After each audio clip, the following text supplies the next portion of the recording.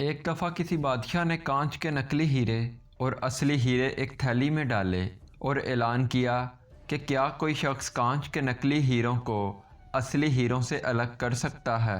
بادشاہ کی شرط تھی کہ جو یہ کام کرے گا وہ جو مانگے گا اسے دے دیا جائے گا، لیکن تھیلی کو ہاتھ لگانے کے بعد ناکام رہنے والے کا سر کاٹ دیا جائے گا۔ لوگ محل کی طرف دوڑ پڑے، لیکن کوئی شخص بھی کامیاب نہ ہو سکا۔ کانچ کے نقلی ہیرے بنانے والے نے ان ہیروں کو اس مہارت سے تراشا تھا کہ ان کو دیکھ کر اصل کا گمان ہوتا تھا۔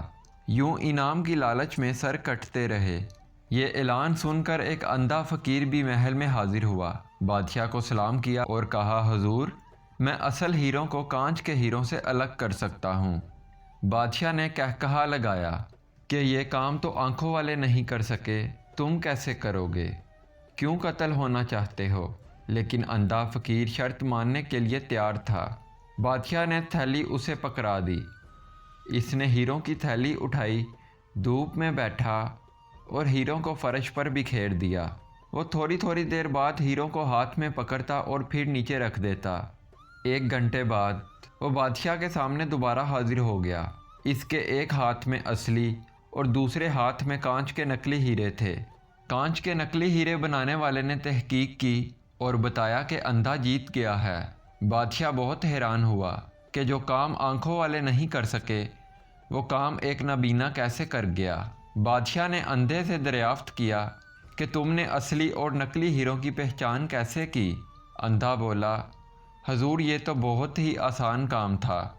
میں نے ہیروں کو دھوپ میں رکھ دیا۔ جو ہیرا تپش سے گرم ہو گیا وہ نقلی تھا، اور جو گرمی برداشت کر گیا اور ٹھنڈا رہا وہ اصلی تھا۔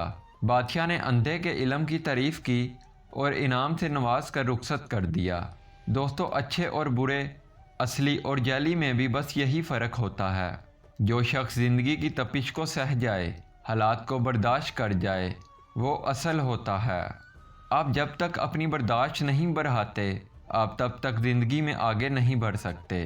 اشفاق احمد صاحب فرماتے تھے کہ جس طرح چائے کی اچھی پتی کا اندازہ گرم پانی میں گرنے کے بعد ہوتا ہے، بالکل اسی طرح اچھے انسان کا پتہ اس کے مشکل حالات کے دوران ہوتا ہے۔ دنیا کا مشہور ترین رائٹر ٹولسٹوئے، پورا رشیا اس کا فین تھا۔ وہ کسی جگہ جا رہا تھا کہ اچانک ایک شخص اس سے ٹکرایا اور اسے برا بھلا کہنے لگا۔ ٹولسٹوئے آرام سے سنتا رہا۔ وہ شخص اسے گالیاں دے دے کر تھک گیا، تو ٹولسٹوئے نے اسے بتایا کہ میرا نام لیو ٹولسٹوئے ہے اور میں آپ سے معذرت چاہتا ہوں۔ اس شخص کا منہ کھلے کا کھلا رہ گیا اور بولا، جناب، میں تو آپ کا بہت بڑا فین ہوں، آپ نے مجھے اپنا تعارف پہلے کیوں نہیں کروایا؟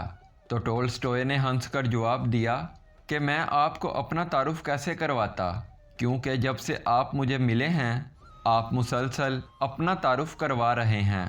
ہماری برداشت بھی ہمارا تعارف ہوتی ہے، اور یہ وہ تعارف ہے جو شیشوں کے نقلی ہیروں کو اصلی ہیروں سے الگ کرتا ہے۔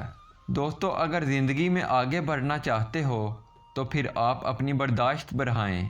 آپ لوگوں اور حالات کو برداشت کرنا سیکھیں۔ آپ باہر کی گرمی کو اپنے اندر کے انسان تک نہ جانے دیں، تو کوئی بھی شخص آپ کو ترقی کرنے سے نہیں روک سکے گا۔ اور یہ بھی یاد رکھیے، اگر آپ میں برداشت نہیں ہے، اگر آپ چھوٹی چھوٹی باتوں پر پریشان ہو جاتے ہیں، تو آپ ترقی نہیں کر سکتے، خواہ آپ کچھ بھی کر لیں۔